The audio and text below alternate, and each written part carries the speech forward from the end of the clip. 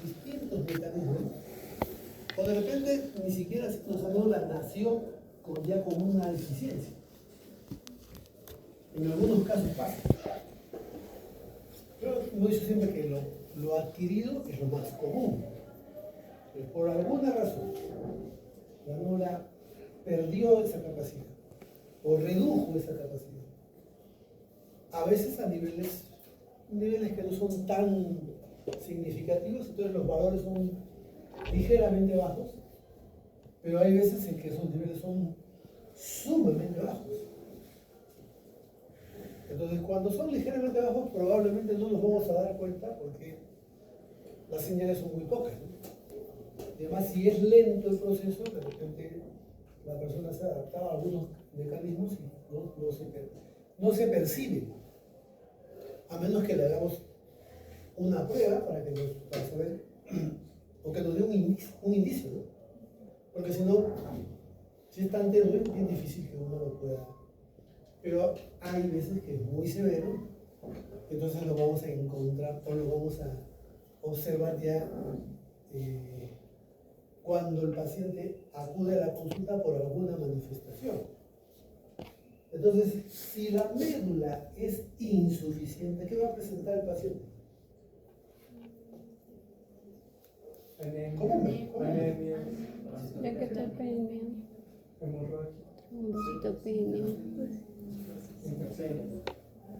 El paciente va a presentar, bueno, clínica. La citopenia la vamos a ver en el hemograma. Ya eso es una prueba de laboratorio. ¿El paciente viene con el laboratorio? No viene con el laboratorio. Siempre es clínica, joven. No empiecen por laboratorio nunca. Terminen el laboratorio, no empiecen por ahí. El paciente va a venir, no quiere presentar el paciente. El paciente va a venir. Puede ser disnea. Con anemia, ¿no? Con todas las manifestaciones que conocemos de la anemia, cansado, con sueño. Algo que ahorita yo ¿no? Con disnea de esfuerzo, con palpitaciones, con mareo, ya. Esas son manifestaciones de nosotros, sabemos que son manifestaciones de anemia. El paciente no tiene por qué saber. Él va a decir, me siento así. ¿Cierto? ¿Qué más puede presentar el paciente? Disnea. Porque si no lo escuchamos. Disnea. Disney, bueno, ya hemos dicho manifestaciones de anemia, pero creo que ahí englobamos todo aquello que... Pero no solo va a tener anemia, ¿cierto? Porque estamos diciendo que la médula es insuficiente. ¿Y la médula solo produce glóbulos rojos? No, la médula produce glóbulos blancos y produce plaquetas. Y ya sabemos qué pasa cuando las plaquetas están bajas. ¿Qué pasa cuando las plaquetas están bajas? ¿Pero qué pasa? Sangrado.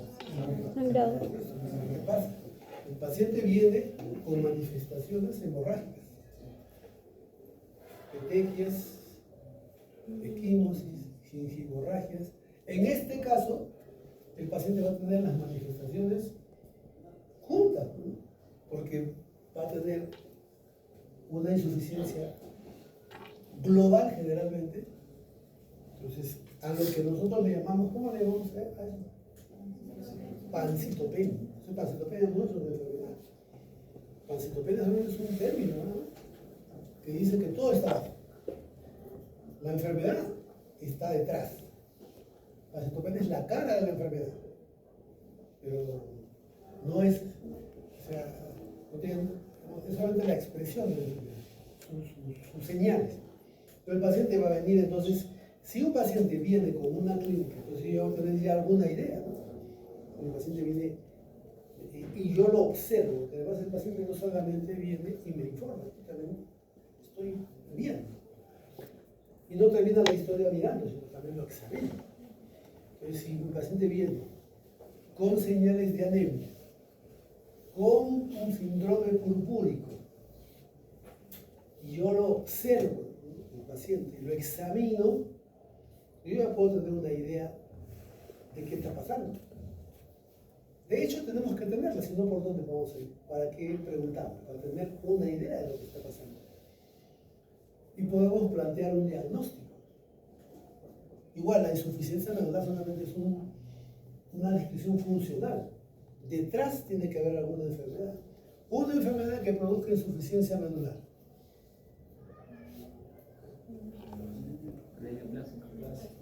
La anemia aplásica. Y yo prefiero decir aplasia medular. Porque cuando le ponemos anemia, el término que le quita, pues, o sea, no es anemia aplásica. O sea, no es solo anemia, ¿no? Es más una hipoplasia medular. Una aplasia medular. A veces acuñamos términos y es difícil cambiarlos, o sea, se quedan así. En realidad es una hipoplasia medular, que aplasia medular que no haya nada de tejido sanguíneo, no existe, porque eso es incompatible con la vida. Pero lo que hay es una hipoplasia medular, en grados. Algunos tendrán hipoplasias medulares leves y otros tendrán hipoplasias medulares severas. Entonces, mi paciente va a venir, entonces dijimos, a la consulta con señales que yo debo saber interpretar. Ahora, dependiendo del perfil, o sea, del espectro de la enfermedad, de cómo se presenta, yo ya puedo relacionar, ¿no? Si es reciente, si el paciente me dice, no, tengo meses con esto, pues yo voy proyectando por la información que voy recibiendo. Si el paciente habla sobre algún antecedente, algún trabajo, entonces nosotros ya vamos definiendo por cuál es la ruta que vamos a seguir para estudiar esta insuficiencia medular. Hay insuficiencias medulares que son de tipo central. O sea, el problema está en la médula ósea. Pero entonces, si hay insuficiencias medulares centrales, pues hay algunas que no lo son. O todas son medulares.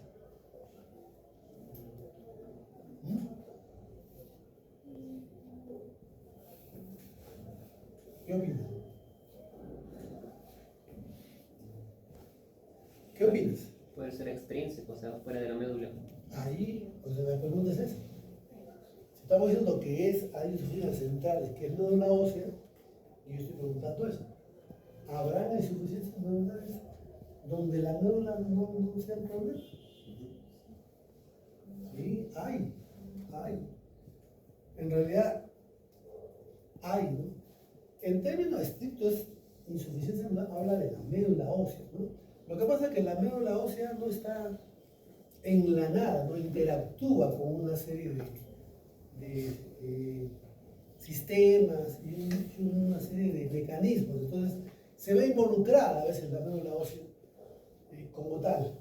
Y a veces hay insuficiencias medulares que dependen más de factores exógenos que endógenos, o intrínsecos, o factores de afuera. Entonces, si ustedes ven al paciente, ¿no? Que el paciente, bueno, no está en la clínica. O sea, nosotros vamos a ver pacientes. Eso es lo que vamos a ver, ¿cierto? El paciente va a venir y nos va a decir, doctor, tengo tos, tengo fiebre, tengo todo lo que... Son ustedes los que van a integrar esa información. Ustedes van a examinar. Y al examinar al paciente, ustedes van a ponerle nombre a esa insuficiencia medular. Si le ponen el nombre correcto, probablemente sigan el camino correcto, ¿no? Si le ponen el nombre errado, se van a ir por otro camino. No es el paciente el que pone el nombre a la enfermedad, son ustedes. O sea, si ustedes no hagan el diagnóstico del problema, son ustedes, porque están interpretando mal. Y eso es lo que debemos evitar, ¿no? De repente es un camino que vamos a ir mejorando, pero algunos conceptos ya los tengo que tener claros. Os digo, todos pueden equivocarse porque nadie es perfecto, pero hay cosas que ya son inaceptables, por decirlo mismo. ¿Por qué? Porque ya son parte de lo indispensable, o sea, que no puede faltar. Como que un niño vaya al colegio y salga sin saber leer ni escribir. Eso es inaceptable. Porque se supone que ahí es donde tiene que saber eso. Y llega a la secundaria y no sabe ni escribir. Eso es un absurdo, ¿no? O sea, no, en todo caso no debería llegar. Lo mismo, ustedes no deben llegar a un nivel si no están preparados. Deben quedarse ahí hasta ver esos conceptos. O deben salir con esos conceptos. Porque si no van a, si es inaceptable, imagínate lo que puedes hacer. Porque ya, pues si sabe leer o no sabe leer, bueno. Pero si nosotros podemos hacer bien, también podemos hacer mal. Entonces, lo mínimo indispensable tienen que saber. Entonces, ya estamos hablando de insuficiencia medular, entendemos, ¿no?, que es la médula ósea, porque estamos ahora en este momento, en este capítulo. Pero a veces cuando voy a hacer una punción de médula ósea, los pacientes piensan que le voy a hacer una punción lumbar, o sea, solo se hacen sus propias ideas, ¿no? A veces te preguntas, ¿sí? No, porque me voy a quedar paralítico. ¿De dónde? Es que me ha dicho el vecino.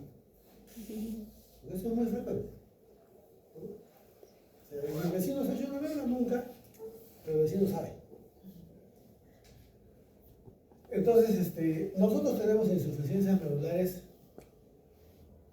adquiridas, tenemos insuficiencias medulares congénitas, como todos tenemos insuficiencias medulares agudas, bruscas, por decirlo así, otras lentas, crónicas, leves, severas. O sea, esa combinación se va dando según cada enfermedad. Han dicho, la aplasia medular es una condición que no se explica muy bien la insuficiencia medular. Entonces es una enfermedad. No se explica muy bien porque tiene algunas enfermedades de las que corresponden, digamos que reúnen las condiciones como para hacer modelos. Hay otras que no son tan sencillas porque tienen otras cosas que a veces dificultan. Entonces, hay diferentes causas de insuficiencia medular, a veces transitorias, ¿eh? Le puedo mandar a un paciente un medicamento y de repente la médula, ¿no? Y eso lo vemos todos los días en el hospital. Es más, o sea, sabemos que la medicina funciona porque comienza a recaer. Usamos ese criterio para saber hasta dónde llegar. Esas son condiciones tóxicas, ¿sabes? Los quimioterápicos tienen esa condición. Damos quimioterápicos y los quimioterápicos que son muy, muy tóxicos comienzan a escribir la médula. Pero como sabemos que la médula se regenera, le damos por un tiempo a dosis, digamos, estándar, y el paciente pasa unas semanas, ¿no?, y vuelve a recuperar. Hasta la siguiente sesión. Hasta la siguiente. Pero el problema es que algunos días no se recuperan. O sea que el efecto positivo en el sentido de que el fármaco es más intenso, y si yo quiero eliminar un cáncer, cuanto más dosis, pero hay límite. Hay veces que esas dosis fueron mucho con pacientes y tenemos ese riesgo. Por eso vamos midiendo y vamos controlando. Pero a veces se pasa la mano, porque cada paciente es, o sea, acá te dicen, esta es la dosis promedio, pero alguno, esa dosis fue mucho. Entonces los quimioterápicos, por ejemplo, producen una insuficiencia medular por una causa exógena, tóxica, ¿no? Igual, dañan la médula, generalmente reversible, pero a veces irreversible. Entonces, ¿puede un quimioterápico llevarte a una anemia plástica? Sí, puede llevarte a una anemia plástica. Nadie busca eso, ¿no? De todo lo que hacemos siempre hay riesgos. O sea, no hay riesgo cero, siempre hay riesgos. Lo que tratamos es de minimizar el riesgo para poder nosotros tener un control de la situación. Pero a veces no se puede, porque a veces el paciente o es muy lábil y en todo caso a veces no tiene muchas opciones. Y entonces decíamos insuficiencia pulmonar, una incapacidad, una merma, una disminución para satisfacer las necesidades cotidianas. No podemos vivir sin sangre. Sin ningún órgano, la sangre es un órgano, ¿no? Tejido vital. De repente nuestro organismo se va a adaptar a ciertas reducciones, pero si no va a afectar su calidad de vida. Imagínense, vemos pacientes, yo veo pacientes diariamente que vienen a la consulta y vienen y conviven con 5.000 plaquetas. 5.000 plaquetas. Y a veces vienen sangrando, no siempre, no si el cuerpo trata de defenderse, a veces vienen sangrando. Pero convivir con 5.000 plaquetas, ¿ustedes vivirían tranquilos? Siento que cada 2 o 3 días comienzan a sacar por la nariz, por las encías. O sea, afecta totalmente tu calidad de vida. ¿Podrías trabajar? ¿O estarías más preocupado de la enfermedad? ¿Sí o no? Porque estarías pensando, ¿por qué no me muero? ¿Por qué no me desangro? O sea, la parte física, ¿cómo va afectando la parte mental? Entonces, ya a veces vienen pacientes con anemias muy severas. Yo, no sé, les pregunto seguro y ustedes me dirán, ¿cuál es la hemoglobina más bajo que han visto? ¿O que han tenido información? 5, 6. 6. 5, 6. Acá es tienda menos, no tienda más. ¿No? Bueno, yo una vez he visto un paciente con 1 de hemoglobina. ¿Cómo creen que podría estar ese paciente? Están pensando como ustedes. Por eso las notas. 1 de hemoglobina. El paciente estuvo muy mal, falleció. Después vino una paciente con 2 de hemoglobina. Y estaba parada. El paciente llega a la consulta totalmente pálida, porque pues, imagínate cómo se ve una persona de 2 de hemoglobina. Totalmente pálida. ¿No? Ya no estaba dando examen, sino había visto las notas. Totalmente pálida el paciente. Pero sorprendentemente estaba aquí y hablando. Y yo le dije, ¿qué pasó? Te sorprende, ¿no? O sea, ¿hasta dónde llegan los límites? ¿Cuál es el límite? Es el límite por cada uno. ¿Hasta dónde tú debes ya actuar? Pero a veces llegan los pacientes en esa condición. Y a veces han llegado pacientes con 1.000 plaquetas y a veces han llegado pacientes con 0 plaquetas. Ya les dije el otro día que pongo una cantidad y que bueno, tendremos entre 500 y 1000, 500 no es nada, sería de 150.000. Entonces, así viven los pacientes. De hecho, tengo unos pacientes con estas condiciones. Y no hemos hablado de los glóbulos blancos. El punto es que los glóbulos blancos, a diferencia de los glóbulos rojos, como actúan como defensa, ¿no? Inmunológica fundamentalmente, lo que tú vas a tener, o lo que tú vas a poder ver, es indirecto, ¿no? El paciente, si no está infectado, no vas a ver manifestaciones físicas. Tú puedes ver una persona y no saber que esa persona tiene una neutropenia severa, porque no te va a dar síntomas. Pero igual llegan límites en el cuerpo no se puede defender. Imagínate entonces si viene pálido, si viene sangrando y además si viene con fiebre. O sea, complicado por los 3 lados, ¿cierto? Entonces tú ya estás pensando, ¿no?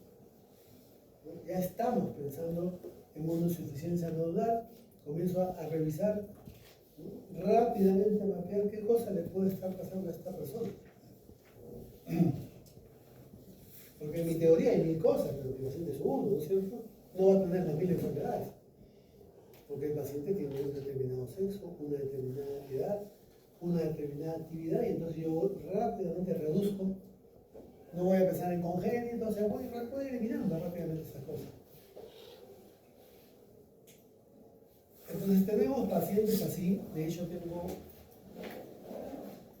algunos pacientes aplásicos, otros pacientes mielodisplásicos y a veces situaciones intermedias. Algunos pacientes llegan con leucemia, por ejemplo. Lo que pasa es que la leucemia es otro tipo de enfermedad, pero en algunos momentos de su presentación tienen una etapa de insuficiencia neuronal, ya sea por la enfermedad o ya sea por la terapia. A ver, ¿puedes pasar por favor faraón?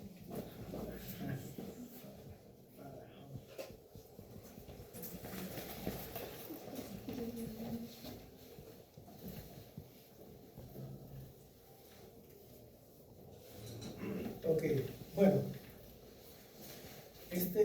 Había dos, creo. El otro hablaba de...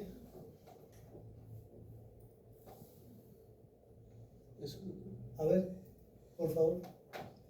Lo que algunas diapositivas se han borrado de mi archivo. Bueno, decía yo, la aplasia medular, ¿no? Es una enfermedad que sirve como modelo, porque tiene ese perfil.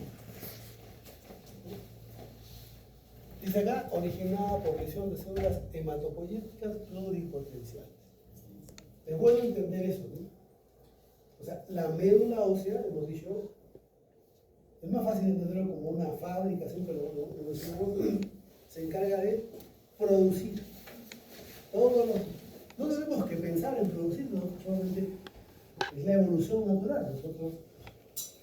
Nuestro cuerpo solo va reparando, va renovando, y nosotros nos alimentamos y la médula ósea produce la sangre que necesitamos.